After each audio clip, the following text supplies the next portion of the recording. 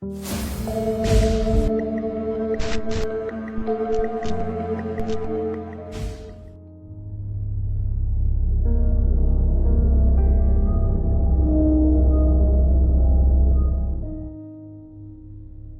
tidak akan pernah melupakan malam itu.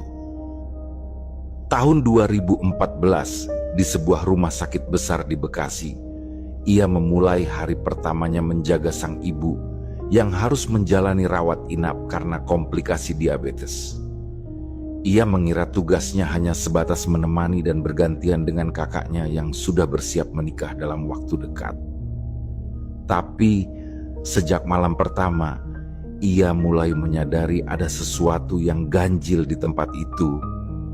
Sesuatu yang tidak bisa dijelaskan dengan akal sehat. Mereka tiba di IGD sekitar pukul 9 malam. Udara Bekasi malam itu terasa pengap, meskipun hujan sempat turun tipis beberapa jam sebelumnya. Lorong rumah sakit tampak lengang. Lampu neon di langit-langit menyinari ubin putih yang mengkilap, menciptakan pantulan bayangan kaki siapapun yang melintas. Suara roda berangkar terdengar sesekali, namun lebih sering sunyi menyelimuti seluruh area. Ibunya dibaringkan di ranjang nomor 3 dari 6 ranjang yang tersedia. Malam itu hanya 4 ranjang yang terisi. Di sebelah kanan ibunya, seorang pria paruh baya terbaring dalam posisi miring dengan selang oksigen menempel di hidung. Sementara 2 ranjang lainnya ditempati pasien-pasien dengan kondisi kritis. Salah satu di antaranya bahkan terlihat tidak sadarkan diri, wajahnya penuh luka, mungkin akibat kecelakaan. Rama memilih duduk di lantai, di sisi kaki ranjang ibunya. Ia merasa lebih nyaman bersandar pada tembok dingin daripada duduk di bangku plastik yang keras dan berderit. Hawa di ruang IGD terasa tidak biasa, meskipun pendingin ruangan menyala. Suhu ruangan seolah-olah tidak hanya dingin secara fisik, tetapi juga menyimpan dingin lain yang menembus kulit, dingin yang mengusik. Ibunya sedang tertidur, kemungkinan karena efek obat penenang. Rama memperhatikan detak jarum infus yang menetes perlahan, lalu mulai memainkan ponselnya untuk mengusir kebosanan. Tapi baru beberapa menit berlalu, ia merasa ada yang aneh. Tangan ibunya terasa basah saat ia menyentuhnya. Setelah melihat lebih dekat, ia mendapati selang infus bocor dan cairannya menetes deras, membasahi kain spray dan merembes ke lantai. Panik, ia segera berdiri. Ia mencoba mencari suster jaga, namun lorong IGD begitu sepi. Tidak ada satupun perawat terlihat di pos. Jam dinding menunjukkan pukul 1 lewat. Suara jam berdetak seakan-akan menjadi satu-satunya yang hidup di antara kematian suasana. Dalam kegelisahan itu, ia akhirnya berpapasan dengan seorang petugas kebersihan yang sedang mendorong alat pel lantai. Dengan buru-buru, Rama meminta bantuan. Petugas itu tampak paham dan segera menghubungi suster melalui HT. Beberapa menit kemudian, 2 perawat datang. Mereka bekerja cepat dan tenang, mengganti selang infus tanpa banyak bicara. Rama hanya berdiri di samping, memperhatikan dengan dada yang belum sepenuhnya tenang. Setelah semuanya beres, ia kembali duduk di lantai. Tangannya kembali menggenggam ponsel dan ia melanjutkan permainan game di ponselnya. Matanya sesekali melirik ke sekitar, terutama ke ranjang sebelah. Bapak-bapak yang tadi diam, kini terdengar napasnya berat. Terdengar seperti desisan panjang dari tenggorokan yang menyempit. Wajahnya pucat. Tidak ada anggota keluarga yang terlihat menemaninya. Beberapa waktu kemudian, seorang pria muda datang. Ia berjalan cepat ke arah ranjang bapak itu dan berbicara sebentar dengan ayahnya, lalu menghampiri Rama. Pria itu meminta tolong agar Rama menjaga ayahnya sebentar karena ia hendak keluar untuk merokok dan membeli kopi. Rama mengiyakan, mengatakan bahwa ia juga sedang menjaga ibunya di tempat yang sama, jadi tidak masalah. Ketika pria itu pergi, Rama kembali duduk sambil bermain ponsel. Tapi kali ini, dari sudut matanya, ia melihat sesuatu.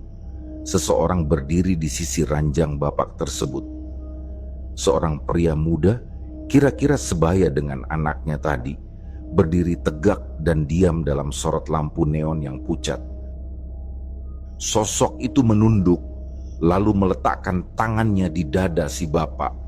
Gerakan yang tampak aneh, seolah sedang mengecek napas atau sesuatu yang lain. Awalnya, Rama mengira itu adalah anaknya yang kembali. Tapi saat ia menoleh untuk memastikan, sosok itu sudah lenyap. Tidak ada siapapun di sana selain si bapak yang masih terbaring. Beberapa menit kemudian, anak dari pria itu kembali. Ia tampak tenang, membawa kopi di tangan. Rama yang masih merasa tidak tenang bertanya apakah tadi ia sempat kembali ke dalam. Anak itu menjawab dengan bingung bahwa ia baru saja kembali dan selama ini berada di luar sendirian. Bahkan ia menyebutkan bahwa istrinya pun tidak datang malam itu. Ia menjaga sang ayah sendirian. Rama terdiam. Ia mencerna informasi itu sambil mencoba mengusir pikiran aneh yang mulai tumbuh. Ia ingin percaya bahwa yang ia lihat hanyalah bayangan, atau mungkin sekadar halusinasi karena kurang tidur. Tapi ada bagian dalam dirinya yang tahu, tadi benar-benar ada seseorang di sana. Dan entah kenapa, sejak detik itu suasana di ruang IGD terasa berubah. Cahaya lampu terasa lebih pucat. Udara menjadi semakin berat, seperti mengandung sesuatu yang tidak kasat mata. Dalam diamnya, Rama mulai merasa seperti sedang diperhatikan. Bukan oleh pasien atau suster, melainkan oleh sesuatu yang tidak bisa dijelaskan. Malam pertama itu belum selesai. Namun ia sudah tahu bahwa ini bukan akan jadi pengalaman rawat inap biasa. Ini akan menjadi sesuatu yang kelak sulit ia ceritakan. Karena bahkan ia sendiri tidak sepenuhnya percaya dengan apa yang ia alami. Hari-hari di IGD berjalan lambat, seperti waktu enggan bergerak. Rama sudah menginjak malam ketiga menjaga ibunya. Ia hampir tidak tidur selama 2 hari penuh. Makanan dibeli asal-asalan di kantin rumah sakit atau warung kecil di luar pagar. Suasana IGD yang keras dan penuh tragedi membuat pikirannya mulai kelelahan. Di sekelilingnya, setiap hari selalu ada pasien baru datang. Sebagiannya dengan kondisi mengenaskan, kepala bocor karena kecelakaan, tubuh patah, darah di mana-mana, tangis keluarga yang pecah. Rama mulai merasa tak sanggup melihat itu semua. Namun karena belum juga mendapat kamar rawat inap, ia tidak punya pilihan selain tetap bertahan. Malam itu, sekitar pukul 10, suasana luar rumah sakit masih cukup ramai. Warung kopi dan jajanan kaki lima masih buka. Lampu neon toko-toko kecil berkedip lemah di kejauhan. Di dalam IGD, sang ibu telah tertidur, meski dengan napas yang berat. Rama duduk bersila di lantai, menyandarkan punggung ke tembok, menatap layar HP kosong. Rasanya seperti rutinitas tanpa ujung. Tapi malam itu, sesuatu yang lebih buruk sedang mendekat. Ia hanya belum tahu saja. Pasien pria di ranjang sebelah, yang sejak malam pertama sudah terlihat kritis, terdengar semakin parah. Napasnya makin berat, kini nyaris seperti desahan tercekik. Anak dari pria itu, yang sebelumnya pernah menitipkan ayahnya sebentar, kembali meminta tolong kepada Rama. Ia berkata bahwa ia ingin keluar sebentar untuk merokok. Hanya sebentar saja. Rama mengangguk. Ia mencoba bersikap biasa, walau sebenarnya ia masih mengingat kejadian 2 malam lalu, saat ia melihat sosok misterius yang menyentuh dada si bapak. Beberapa menit setelah anak itu pergi, suara napas berat itu berubah, kini menjadi lirih, terputus-putus. Rama merasa bulu kuduknya berdiri. Ia menoleh pelan, menatap tubuh si bapak yang berbaring dalam cahaya lampu putih IGD yang menyilaukan. Dadanya naik turun dengan cepat, lalu perlahan berhenti. Rama tidak langsung sadar bahwa ia sedang menyaksikan kematian di depan matanya.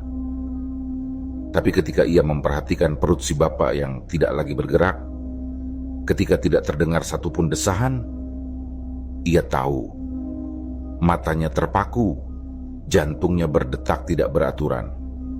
Ia ingin berdiri, memanggil seseorang, tapi tubuhnya terasa kaku.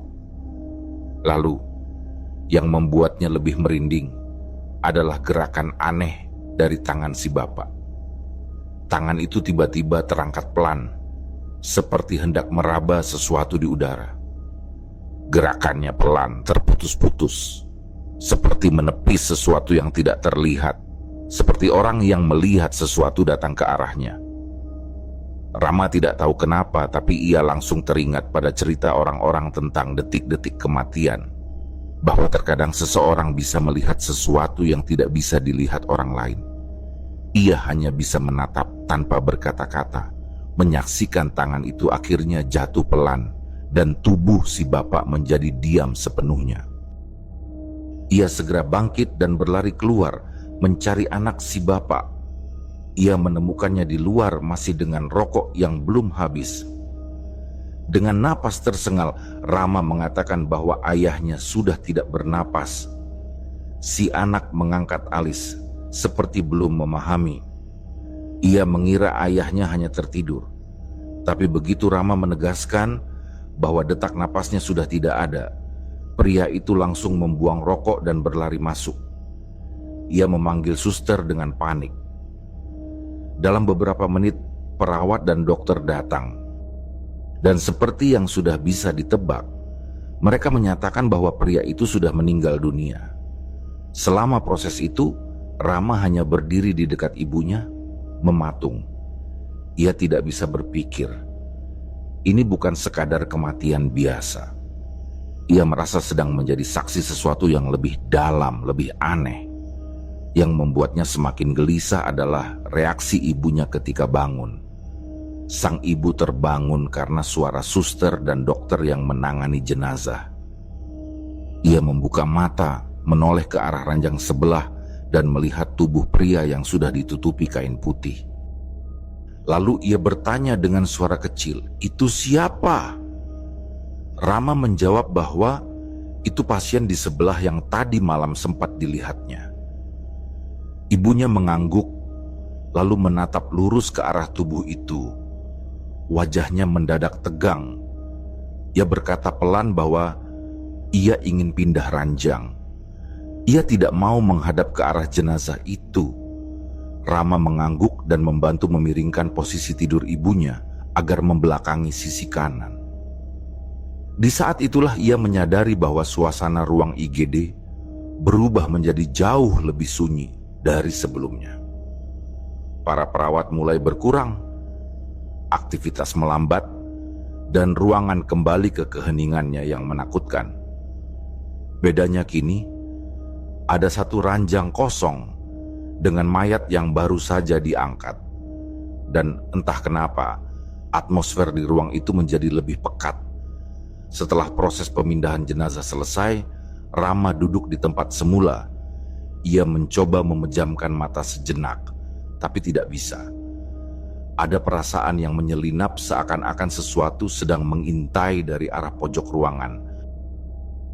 Ia mencoba mengabaikannya, namun saat memandang ke tempat ranjang kosong itu, ia merasa seperti ada bayangan yang berdiri di sana, hanya diam, menatap. Setelah 5 hari menunggu dengan penuh kecemasan di IGD, akhirnya pihak rumah sakit memberi kabar bahwa kamar kelas 1 untuk pasien BPJS tersedia. Bagi Rama, itu terdengar seperti kabar baik. Ia membayangkan bisa sedikit lebih tenang, menghindar dari suara rintihan, tangisan, dan kematian yang begitu dekat selama di IGD. Tapi ternyata bangsal kelas 1 bukan tempat yang lebih damai.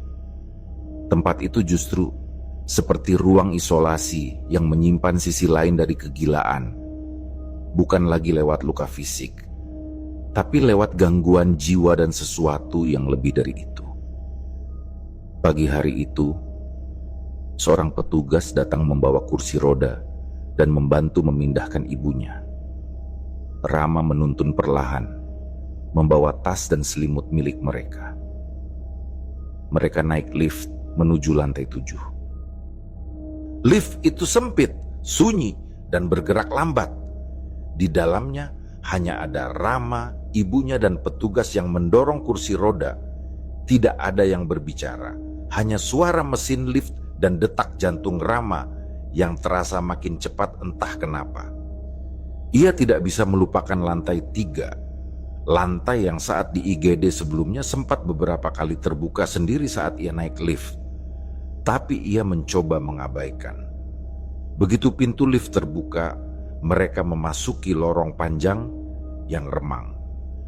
Meskipun ini adalah gedung baru, aroma khas rumah sakit, alkohol, desinfektan, dan bau kasur lama tetap menusuk.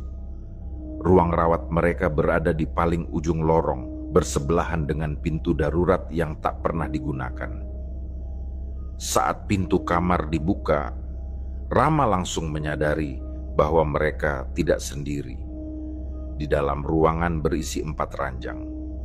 Satu di sisi jendela sudah ditempati oleh seorang wanita parubaya bertubuh besar, berambut pendek, dan mengenakan daster kumal. Ia tengah duduk di atas ranjang sambil menyisir tubuhnya sendiri dengan gerakan aneh. Ranjang kedua kosong, ranjang ketiga diisi oleh seorang nenek dengan cucu perempuannya yang tampak pendiam, dan ranjang keempat disiapkan untuk ibunya Rama. Setelah ibunya dibereskan oleh perawat, Rama mencoba mengatur ulang posisi barang-barang mereka. Ia merasa lega bisa keluar dari IGD, tapi perasaan itu tidak bertahan lama. Baru saja ia duduk, dari ranjang seberang terdengar suara parau. Wanita bertubuh besar itu mulai bergumam aneh. Ia menggerakkan tangannya sambil menggaruk lengan, bahu, dan paha dengan sisir bergigi kasar.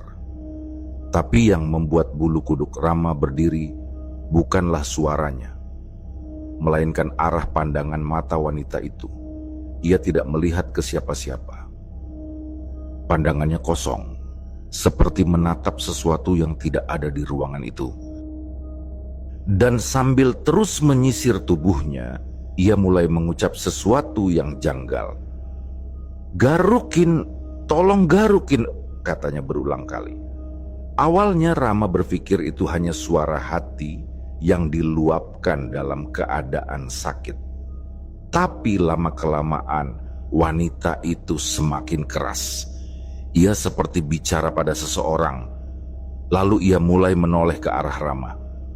Matanya seperti tidak melihat langsung, tapi jelas tertuju padanya. "Mas garukin, saya gatal banget. Tolong garukin," katanya dengan suara memelas tapi bernada aneh. Rama hanya terdiam. Ibunya yang tengah berbaring sempat menoleh dan terlihat risih. Ia berkata pelan bahwa wanita itu memang sejak tadi terus bicara sendiri. Rama menjawab singkat bahwa mungkin pasien itu mengalami gangguan jiwa. Beberapa menit kemudian, permintaan itu berubah menjadi makian. Si ibu menyumpah serapah, marah-marah sendiri, dan sesekali membentak. Ia memaki Rama dan ibunya tanpa sebab. Kata-kata yang keluar dari mulutnya kasar, menyakitkan, dan mengandung emosi yang meledak-ledak. Pasien lain di kamar itu hanya bisa diam, termasuk nenek dan cucunya. Sementara Rama duduk membatu, antara ingin menjawab tapi juga sadar bahwa menghadapi orang yang tidak stabil bisa berbahaya.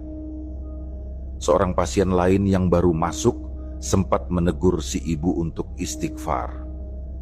Tapi wanita itu malah makin menjadi-jadi, menyebut nama-nama aneh, menyumpahi semua orang dalam kamar, dan menatap satu persatu dengan pandangan liar. Rama sempat menoleh ke jendela untuk menenangkan diri. Dari luar cahaya senja masuk lemah. Tapi di dalam ruangan, suasana terasa seperti mulai direbut oleh sesuatu yang tidak terlihat. Malam pertama mereka di ruang kelas 1 tidak kalah mengganggu dari malam-malam di IGD. Si ibu itu terus mengoceh hingga larut malam. Kadang ia tertidur, tapi ketika terbangun, suaranya langsung memenuhi ruangan kembali. Rama sudah sangat kelelahan. Ia mulai berpikir untuk meminta bantuan temannya, Andre. Ia mengirim pesan singkat menanyakan apakah Andre bisa datang besok. Keesokan harinya, Andre datang dengan jaket tipis dan kantong plastik berisi makanan ringan. Ia terlihat santai, tapi setelah mendengar keluhan Rama soal suasana ruangan dan wanita yang terus mengoceh, wajahnya berubah penasaran. Malam itu, Andre duduk di bangku dekat pintu kamar, memainkan ponselnya sambil sesekali mengintip aktivitas si ibu itu. Dan tentu saja seperti sudah menjadi pola, si ibu mulai meminta hal yang sama pada Andre, minta digaruk. Kali ini permintaannya disampaikan lebih pelan, lebih licik. Ia memanggil Andre tanpa menatapnya langsung. Suaranya mendesis di antara sela napas, meminta digaruk karena badannya gatal. Andre sempat menoleh ke Rama dengan ekspresi bingung, dan Rama hanya menggeleng cepat.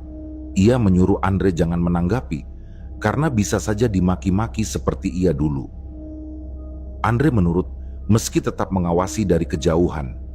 Malam mulai larut dan suara dari ranjang wanita itu makin tak beraturan. Kadang ia berbicara seperti sedang berbicara dengan seseorang di balik dinding. Kadang ia tertawa kecil sendiri, dan yang paling mengganggu, kadang-kadang sisirnya jatuh sendiri ke lantai dan ia menyusuri kolong ranjang seperti sedang mengejar sesuatu yang berlari di sana. Di ruangan yang seharusnya menjadi tempat penyembuhan, kini justru rasa ngeri yang merayap di dinding. Sesuatu yang tidak terlihat, tapi begitu terasa. Andre mulai tidak nyaman. Rama pun mulai menyadari bahwa dari IGD ke ruang kelas 1 ini, mereka bukan berpindah dari tempat penuh kematian ke tempat istirahat. Mereka hanya berpindah dari satu bentuk horor ke bentuk horor lain yang lebih sunyi, lebih melekat dan lebih dalam. Malam ketiga di ruang kelas 1, Andre masih menemaninya. Saat itu sekitar pukul 11 malam. Ibu Rama sudah tertidur di balik selimut yang tipis dan wajah yang letih. Di sisi lain ruangan, si ibu yang aneh masih menggenggam sisirnya, tapi malam itu tidak terlalu berisik. Mungkin karena kelelahan sendiri atau karena makhluk yang biasa mengusiknya sedang entah di mana. Rama keluar kamar sejenak. Ia butuh udara atau setidaknya suasana yang berbeda dari 4 dinding ruang rawat itu. Ia berdiri di depan lorong dekat kursi-kursi besi panjang yang biasa digunakan keluarga pasien untuk duduk saat jam besuk. Lorong itu panjang dan sunyi, hanya diterangi lampu neon putih yang dingin. Di ujung lorong terlihat meja resepsionis kecil kosong. Ia bersandar sambil memainkan ponsel, tapi tak lama ia merasa ada gerakan. Ia mendongak dan melihat sosok suster berdiri tak jauh dari meja resepsionis. Wanita itu berdiri diam, mengenakan seragam hijau pucat. Wajahnya tidak terlalu jelas karena posisinya membelakangi lampu. Rama tidak berpikir aneh dulu. Ia mengira itu suster jaga malam yang mungkin sedang berbincang dengan rekannya. Tapi saat ia hendak melangkah untuk menyapa dan sekadar basa-basi untuk permisi, sosok itu melangkah masuk ke balik meja dan menghilang. Seolah-olah tidak pernah ada di sana. Rama terpaku. Ia maju pelan dan melongok ke balik meja. Tak ada siapapun. Tidak ada pintu terbuka. Tidak ada langkah kaki, tidak ada suara. Ia berdiri diam, menahan napas. Ia ingin meyakinkan dirinya bahwa itu hanya lelah. Tapi saat ia melangkah mundur dan berbalik hendak kembali ke kamar, hawa di punggungnya terasa berat, seperti ada yang berdiri dekat sekali di belakangnya. Ia tidak berani menoleh. Dengan langkah cepat, ia kembali ke kamar, membuka pintu dengan sisa ketenangan yang bisa ia tahan. Andre menoleh, tampak hendak bertanya, tapi Rama hanya menggeleng. Ia tidak ingin bicara tentang itu. Pukul 1 dini hari, giliran Andre yang keluar kamar. Ia tampak jenuh dan butuh udara, seperti Rama tadi. Di luar, suasana masih sama. Lorong sunyi, lampu pucat, dan meja resepsionis yang tampak kosong. Andre berdiri di dekat pintu kamar, lalu perlahan berjalan menjauh. Ia melihat ke arah meja resepsionis dan mendapati hal yang sama seperti yang Rama lihat sebelumnya, sekumpulan suster. Tapi bedanya, kali ini ada lebih dari satu. Ada 5 atau 6 orang perawat berdiri, tampak berbincang pelan. Andre merasa aneh karena mereka semua membelakangi lorong, seperti menutupi sesuatu. Salah satu dari mereka tampak hendak berbelok ke sudut lorong. Di belakangnya, sosok lain berjalan mengikuti, tapi langkahnya sedikit lebih lambat, seperti tak ingin terlihat. Sekilas Andre merasa itu aneh, tapi ia belum sadar kenapa. Hingga ia mendongak dan menyadari, tidak ada suara. Sama sekali, tidak ada suara kaki, tidak ada suara kain bergesek, tidak ada suara obrolan. Padahal 6 orang suster itu seharusnya menghasilkan sedikitnya bunyi. Saat ia melangkah lebih dekat, para suster itu tiba-tiba menghilang di tikungan. Hilang begitu saja. Andre tertegun, merasa ngeri perlahan menyelusup ke tengkuk. Ia tidak mengejar. Sebaliknya, ia mundur beberapa langkah dan kembali masuk kamar dengan wajah pucat. Di dalam, Rama langsung tahu. Tatapan Andre tak bisa menyembunyikan apa yang ia lihat. Ketika ia bertanya pelan, Andre hanya menjawab bahwa ia tadi melihat hal yang sama seperti kamu. Tidak perlu dijelaskan lebih jauh. Mereka tahu ada sesuatu di rumah sakit ini. Tapi kejadian aneh tidak berhenti di situ. Setiap kali mereka naik atau turun lift, entah untuk membeli makanan, mengambil barang, atau sekadar keluar mencari udara segar, lift selalu berhenti di lantai 3. Tanpa mereka tekan, tanpa ada orang menunggu. Mula-mula Rama mengira itu gangguan teknis. Tapi terlalu sering, hampir setiap kali.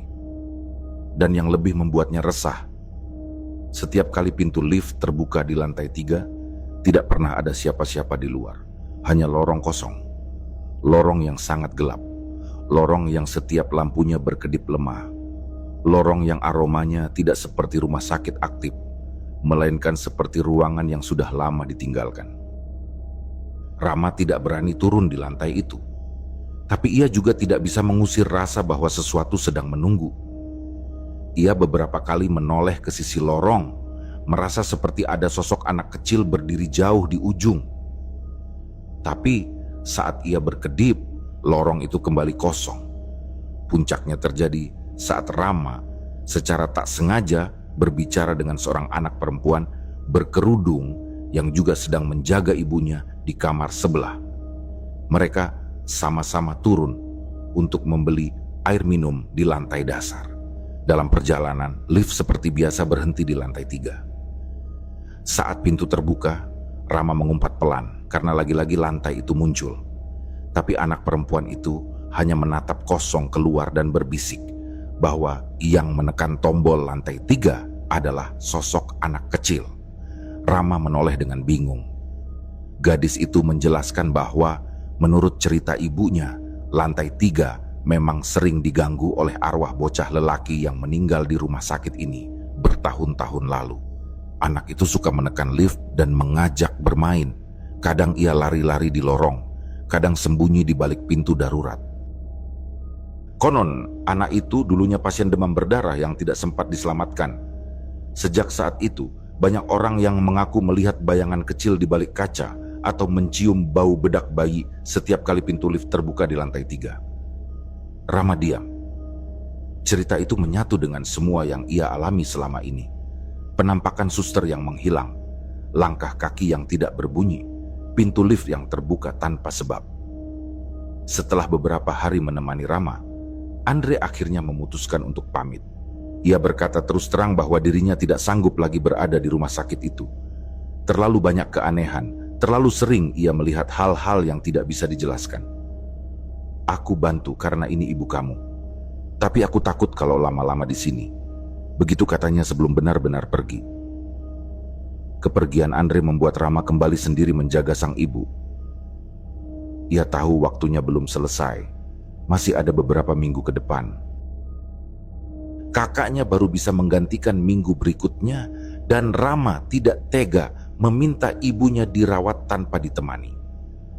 Akhirnya, ia menghubungi temannya yang lain, Randy, teman lama yang biasa nongkrong bareng.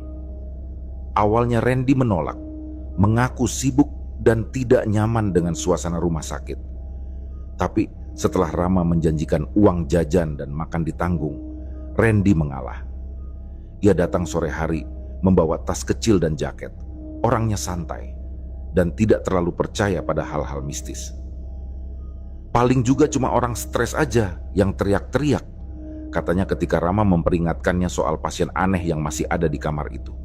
Namun malam pertama Randy menginap langsung memberinya sambutan tak biasa. Sekitar pukul 9 malam, suami dari pasien aneh itu datang bersama 2 anak remaja. Mereka membawa beberapa bungkusan, kemungkinan pakaian bersih dan makanan. Suami wanita itu berpenampilan rapi, berkacamata, dan terlihat tenang, bahkan terlalu tenang. Ia sempat melirik Randy beberapa kali, lalu tanpa basa-basi mengajak pria itu berbicara di luar kamar. Dengan suara pelan tapi jelas, suami si pasien menyampaikan permintaan yang membuat Randy terdiam. Ia menawarkan uang harian, jumlahnya lumayan besar, dengan satu syarat. Randy harus menjaga istrinya saat ia pulang malam nanti. Ia bilang anak-anaknya masih sekolah dan tidak bisa ikut menginap. Tapi bukan hanya menemani, Randy juga diminta membantu menggaruk tubuh istrinya jika ia minta. Randy, yang awalnya mengira ini cuma semacam lelucon, akhirnya mengangguk juga, setengah terpaksa. Uang yang dijanjikan cukup untuk beberapa hari hidup, dan Rama sudah mengingatkan lebih dulu soal kebiasaan aneh wanita itu. Malam itu berjalan lambat dan penuh ketegangan. Pasien garuk-garuk itu duduk di ranjang seperti biasa, menatap langit-langit, tangan terus memegang sisir. Ia hanya bicara sesekali, kadang dengan suara pelan, kadang bergumam tak jelas. Tapi sekitar pukul 12 malam, ketika semua tampak sunyi, ia mulai berbicara lagi, kali ini langsung ke Randy. "Tolong garukin paha saya, ini gatal banget." Randy menoleh dengan kaku. Ia menoleh ke Rama yang hanya mengangkat bahu. "Kalau kamu bisa tahan, kamu bantu garukin aja, daripada dimaki-maki," katanya lirih. Randy menarik napas panjang. Ia mengambil sisir dari tangan wanita itu, lalu pelan-pelan mulai menyisir paha pasien tersebut. Gerakannya pelan dan kikuk. Wanita itu tidak berkata apa-apa, tapi dari cara ia mendesah dan menutup mata, tampak seperti sangat menikmati. Namun ekspresinya bukan ekspresi lega, melainkan sesuatu yang lebih gelap. Seolah-olah ia sedang berkomunikasi bukan dengan Randy, tapi dengan sesuatu yang lebih tua dan lebih gelap. Rama hanya duduk membisu, menatap dari kejauhan. Ia merasakan hawa dingin yang lain memenuhi ruangan. Pendingin ruangan memang menyala, tapi udara yang ia rasakan sekarang seperti berasal dari tempat lain. Dingin yang membuat tengkuk merinding. Tak lama kemudian Randy berhenti. Ia bilang cukup, lalu menyerahkan sisir kembali. Wanita itu mengangguk pelan dan membaringkan diri. Malam pun berlalu tanpa suara. Tapi ketenangan itu palsu. Keesokan harinya, Randy mengeluh. Ia merasa kepalanya berat, seperti ada kabut di dalam pikirannya. Saat Rama bertanya apakah ia merasa aneh, Randy tidak menjawab dengan jelas. Tapi sorot matanya berubah. Tidak segarang dan secepat tertawa seperti biasanya. ada sesuatu yang mulai rusak di dalam dirinya.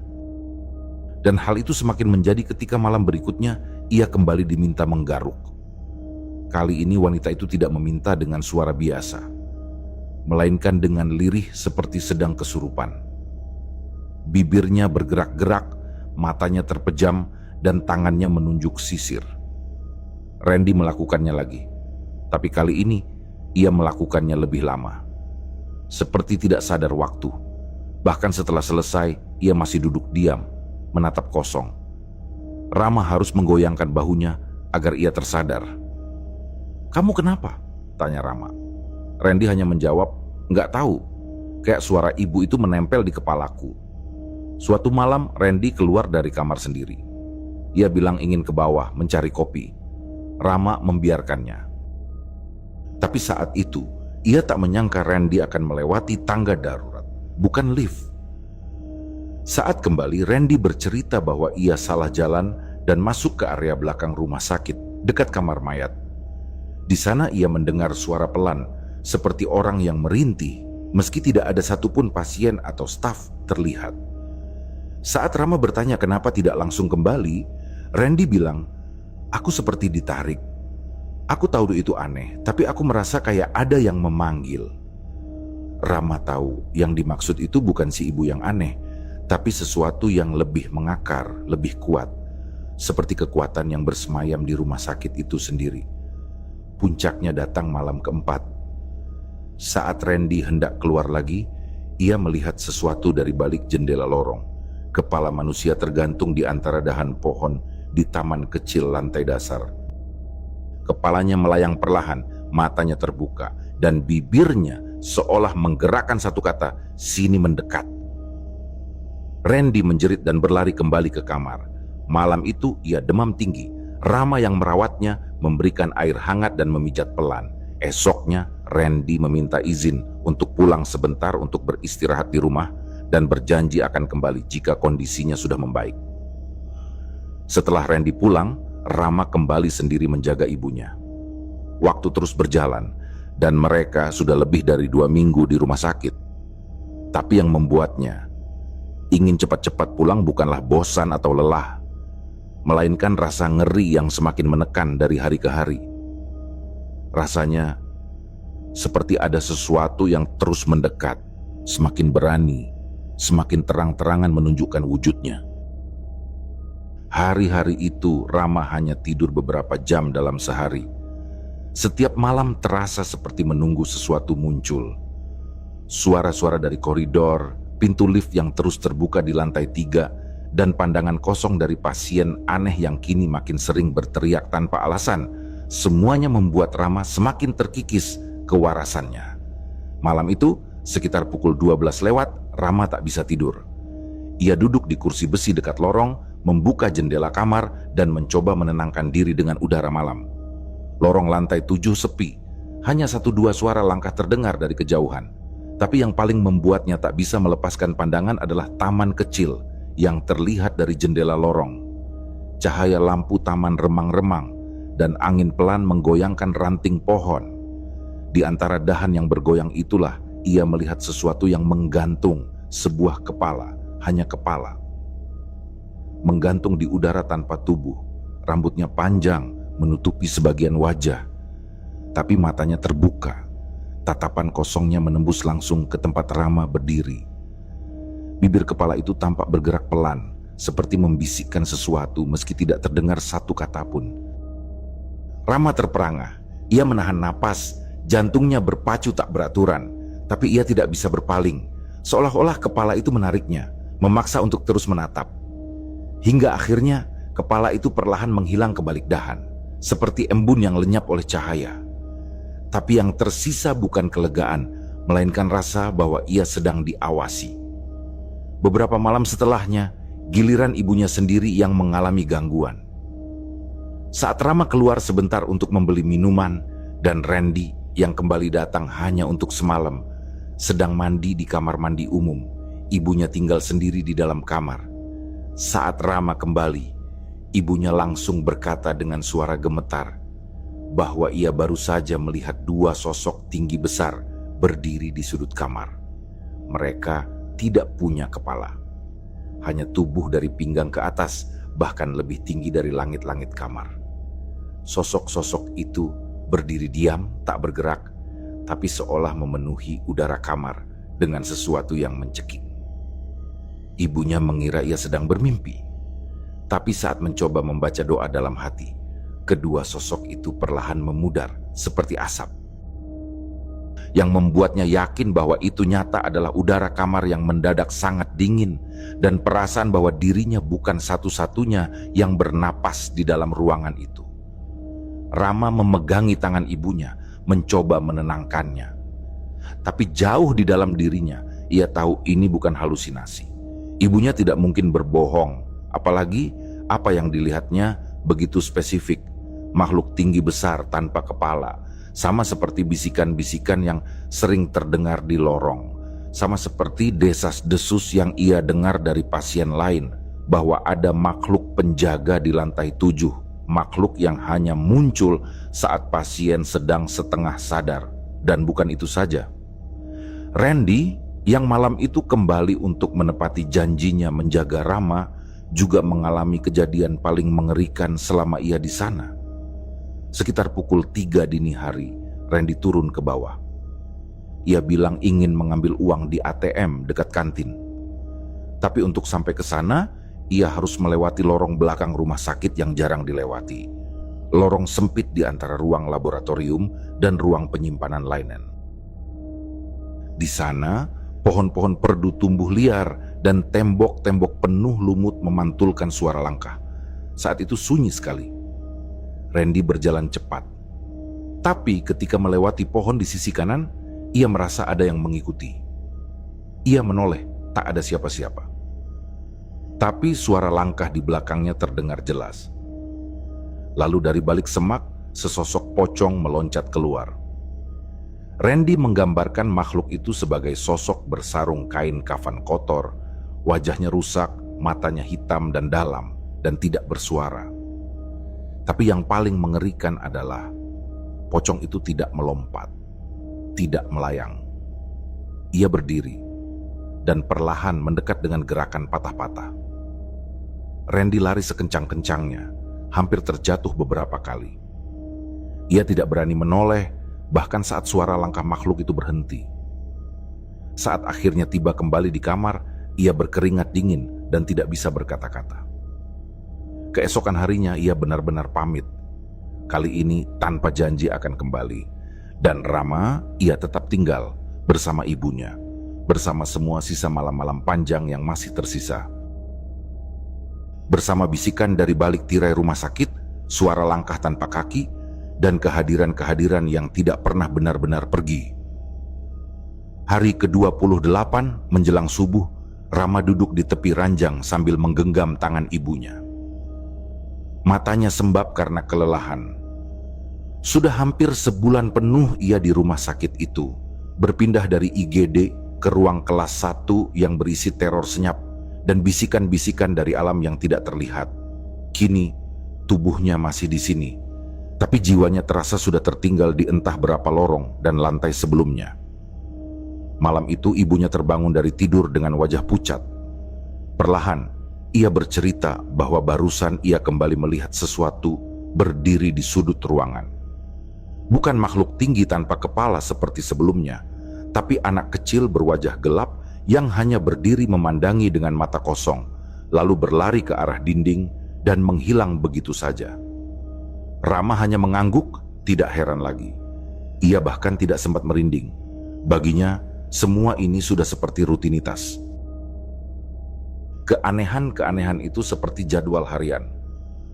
Suster muncul lalu hilang, lift terbuka tanpa sebab, suara dari tangga darurat, lalu malam ditutup dengan satu bentuk penampakan yang berbeda. Siang harinya, kabar baik datang. Dokter menginformasikan bahwa kondisi ibunya sudah cukup stabil untuk menjalani rawat jalan. Rujukan pulang sudah disetujui. Begitu mendengar itu, ibunya tersenyum lega. Rama pun ikut lega, bukan karena pengobatan telah selesai, tapi karena mereka akan meninggalkan tempat ini. Tempat yang secara fisik adalah rumah sakit Namun secara spiritual terasa seperti ruang persinggahan antara hidup dan mati. Namun, seperti tidak ingin membiarkan mereka pergi begitu saja, malam terakhir menjadi malam yang paling berat. Pasien aneh yang sebelumnya sempat dipindahkan karena makin tak terkendali, kini tiba-tiba menghilang dari kamar. Tidak ada penjelasan. Suaminya datang seperti biasa, tapi kali ini wajahnya tampak panik. Ia mondar-mandir di lorong, menanyakan pada petugas tentang keberadaan istrinya. Tapi, tak satu pun tahu pasti. Beberapa jam kemudian, perawat mengatakan bahwa pasien tersebut menghilang secara misterius, sempat terlihat masuk ke ruang obat, tapi tidak keluar lagi. Pihak rumah sakit sedang melakukan pencarian. Kamar menjadi tegang. Pasien-pasien lain memilih diam, dan Ibu Rama semakin ketakutan. Ia berkata malam itu, auranya terasa lebih dingin dari biasanya. Bahkan ketika semua lampu menyala, kamar terasa seperti terendam bayangan. Rama duduk di bangku luar, menunggu perawat datang untuk proses administrasi pulang. Tapi ketika ia hendak turun ke lantai dasar untuk menandatangani formulir, lift kembali terbuka sendiri di lantai 3. Kali ini ia berdiri diam. Ia tidak masuk. Ia hanya menatap lorong lantai 3 yang kembali kosong. Tapi terdengar suara halus dari kejauhan, tawa anak kecil berbaur dengan bisikan. Ia tidak tahu apakah itu suara dari sisa trauma atau suara nyata. Paginya, proses pulang berjalan cepat. Setelah hampir sebulan, ia dan ibunya turun lewat lift yang tidak lagi berhenti di lantai 3. Mungkin karena ada pasien lain ikut turun. Mungkin karena anak kecil itu sedang tidur. Saat kursi roda ibunya melewati lorong menuju lobi, Rama menatap sekeliling. Tangga darurat tampak tenang. Jendela menuju taman kecil tertutup rapat. Di pojok dekat ruang informasi, seorang suster berdiri. Punggungnya membelakangi mereka. Tanpa sadar, Rama memperlambat langkah. Tapi saat ia berkedip, suster itu sudah tidak ada. Mereka pun keluar dari rumah sakit, dan cahaya pagi terasa berbeda. Udara luar begitu bebas, hangat, dan penuh suara nyata. Klakson, suara motor, dan pedagang nasi uduk di ujung jalan. Tapi trauma itu tidak benar-benar hilang. Berbulan-bulan setelahnya, Rama masih sering terbangun tengah malam. Setiap kali bangun, ia merasa masih berada di kamar kelas 1. Ia seolah mendengar suara lift terbuka atau suara lirih dari balik gorden. Ibunya pun masih sesekali membahas tentang dua makhluk tanpa kepala yang ia lihat. Mereka tidak pernah membicarakan kejadian-kejadian itu secara mendetail.